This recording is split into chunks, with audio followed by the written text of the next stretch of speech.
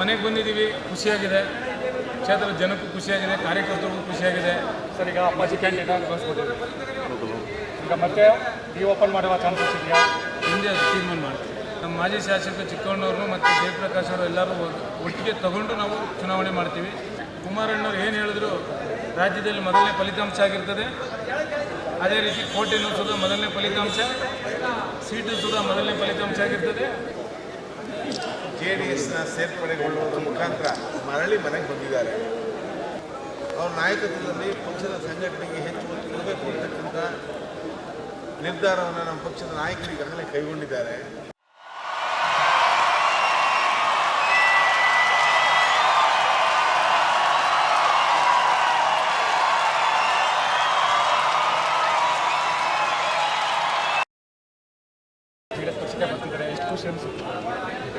ನಮ್ಮ ಮನೆಗೆ ಬಂದಿದ್ದೀವಿ, ಖುಷಿಯಾಗಿದೆ.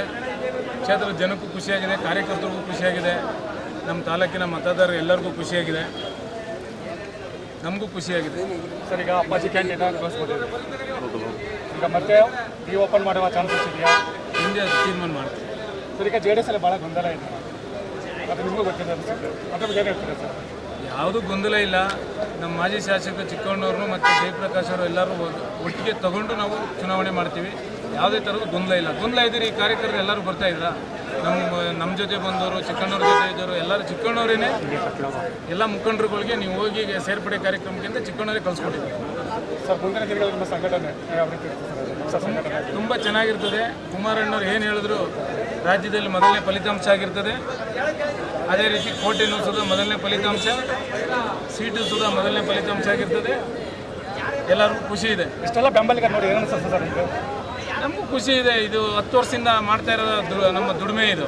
ಕುಮಾರಣ್ಣವ್ರ ಮೇಲೆ ನಮ್ಮ ಮೇಲೆ ಇಟ್ಟಿರತಕ್ಕಂಥ ಪ್ರೀತಿಯಿಂದ ನಮ್ಮ ಕಾರ್ಯಕರ್ತರು ವಾಲಂಟ್ರಿಯಾಗಿ ಬಂದಿರೋದು. ನಾವು ಯಾರು ಬೇರೆ ಥರ ಏನು ಇದು ಮಾಡ್ಕೊಂಡು ಬಂದಿರೋದಲ್ಲ, ಎಲ್ಲ ವಾಲಂಟ್ರಿಯಾಗಿ ಅವರವರ ಬೆಳಗ್ಗೆ 5 ಗಂಟೆ 4 ಗಂಟೆಗೆ ಎದ್ದು ಕಾರಲ್ಲಿ ಬಂದಿದ್ದಾರೆ.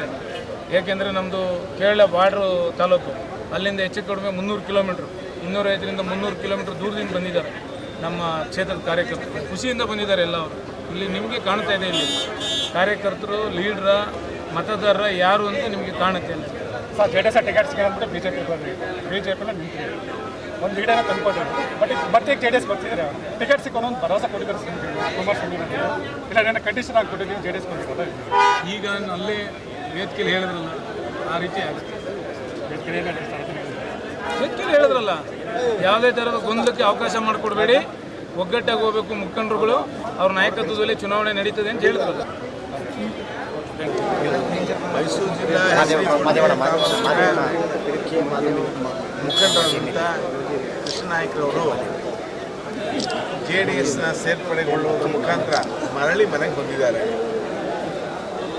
ಈಗ ಮರಳಿ ಮನೆಗೆ ಬಂದಿರತಕ್ಕಂಥ ಅವರನ್ನು ಪಕ್ಷ ಬಹಳ ಸ್ವಾಗತವನ್ನು ಮಾಡಿ ಅವರ ನಾಯಕತ್ವದಲ್ಲಿ ಪಕ್ಷದ ಸಂಘಟನೆಗೆ ಹೆಚ್ಚು ಒತ್ತು ಕೊಡಬೇಕು ಅಂತಕ್ಕಂಥ ನಿರ್ಧಾರವನ್ನು ನಮ್ಮ ಪಕ್ಷದ ನಾಯಕರು ಈಗಾಗಲೇ ಕೈಗೊಂಡಿದ್ದಾರೆ. ಕಳೆದ ಬಾರಿ ಅವರಿಗೆ ವಿಧಾನಸಭಾ ಚುನಾವಣೆಯ ಸಂದರ್ಭದಲ್ಲಿ ಪಕ್ಷದ ವತಿಯಿಂದ ಟಿಕೆಟ್ ವಿಚಾರದಲ್ಲಿ ಸ್ವಲ್ಪ ವಂಚಿತರಾಗಿದ್ದರು. ಕಳೆದ ಚುನಾವಣೆಯಲ್ಲಿ 2ನೇ ಸ್ಥಾನದಲ್ಲಿ ಮತದಾರರ ಪ್ರೀತಿ, ಕಾರ್ಯಕರ್ತರ ಪ್ರೀತಿಯನ್ನು ಗಳಿಸ್ಕೊಂಡು 2ನೇ ಸ್ಥಾನದಲ್ಲಿ ಅವರು ಮತವನ್ನು ಪಡೆದಿದ್ದರು. ಪಕ್ಷ ಇತ್ತೀಚೆಗೆ ಹೆಸರಿಕೋಟೆ ತಾಲೂಕಲ್ಲಿ ಸಂಘಟನೆಯ ವಿಚಾರದಲ್ಲಿ ಸ್ವಲ್ಪ ಹಿನ್ನಡೆಯನ್ನು ಅನುಭವಿಸಿತ್ತು.